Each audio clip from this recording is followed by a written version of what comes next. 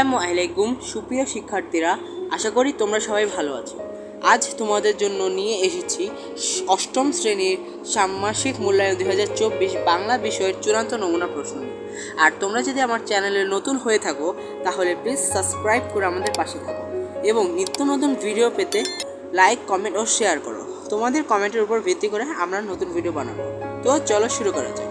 এই হলো তোমাদের বাংলা বিষয়ের নমুনা প্রশ্ন। এখন কাজ একে কি বলা হয়েছে? প্রথমে বলা হয়েছে বিষয় বাংলা নমুনা প্রশ্ন। এটা হচ্ছে 2 নম্বর।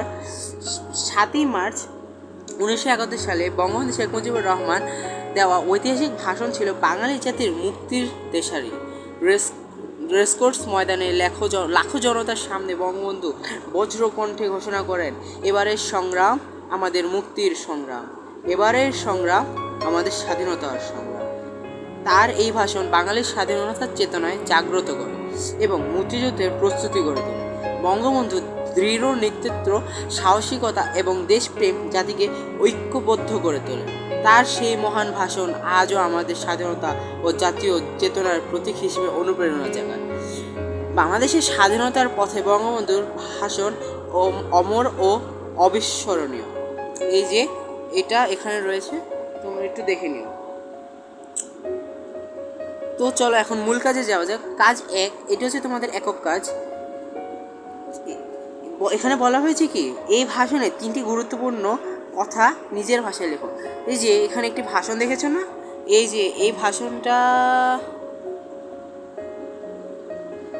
ভাষণের মধ্যে 3টি গুরুত্বপূর্ণ কাজ আছে, সেখান থেকে তোমরা একটি বেছে নিও। তারপর রয়েছে কাজ 1। কাজ 1-এর 2 নম্বর কোয়েশ্চেন, বাংলাদেশের মানুষের মুক্তির আকাঙ্ক্ষা বঙ্গবন্ধু এই ভাষণে কতটুকু প্রতিফলিত হয়েছে সেটাও তোমরা উপরে এখান থেকে পেয়ে যাবে। তারপর রয়েছে সাধারণ গদ্য রচনা থেকে ভাষা কোন দিক থেকে আলাদা, সেটা একটা কোয়েশ্চেন। তারপরে কাজ 2-এ রয়েছে বঙ্গবন্ধুর উদারতা ও মানবিকতার গল্প শুনে তোমার মধ্যে কী পরিবর্তন এসেছে, মানে সেটা হচ্ছে তোমার মধ্যে যেসব পরিবর্তন এসেছে সেগুলো লিখবে। তারপর রয়েছে বঙ্গবন্ধুর এই গল্প শুনে তোমার মধ্যে কী কী পরিবর্তন আসবে 3 বন্ধুর তালিকা করে দেখাও, মানে তোমরা 3 জন একসাথে এই তালিকাটা করতে পারবে। তারপর কাজ 3-এ রয়েছে, এটিও একটি একক কাজ। 7ই মার্চের ভাষণ শিরোনামে রচনাটিকে কী কী কারণে প্রায়োগিক লেখা বলা যায় সেটা তোমরা একটি পেজের মতো ব্যাখ্যা আকারে লিখতে পারো। তারপর কাজ 4-এ রয়েছে দলগত কাজ। দলে আলোচনা করে নিচের যে কোনো একটি বিষয়ের উপর আমার বাংলা খাতায় একটি লিখিত ভাষণ বা বক্তৃতা তৈরি করো এবং শ্রেণীর অন্য শিক্ষার্থীদের সামনে উপস্থাপনা করো। প্রথমে এখানে তোমাদেরকে এটা হচ্ছে দলগত কাজ। তোমাদের ধরো 4 জন বা 5 জনের একটি দল করে দেবে, সেখানে একটি বাংলা খাতায় একটি লিখিত ভাষণ বা বক্তৃতা তৈরি করতে হবে এবং সেটি তোমাদের অন্যান্য বন্ধুদের সামনে উপস্থাপনা করতে হবে। তো চলো পরের কাজে যাওয়া যাক। এখানে একটি সংলাপ দেখতে পাচ্ছ। এই যে সংলাপ, যে ডাক্তার আপনি কেমন আছেন, কি সমস্যা হইয়াছে? তারপরে রোগী বলল, আমি ভালো নহি, জ্বর ও গলা ব্যথা অনুভব করিতেছি। ডাক্তার, এই সমস্যা কতদিন হইতেছে? রোগী, 3 দিন হইতেছে। ডাক্তার, কোনো ওষুধ গ্রহণ করিয়াছেন?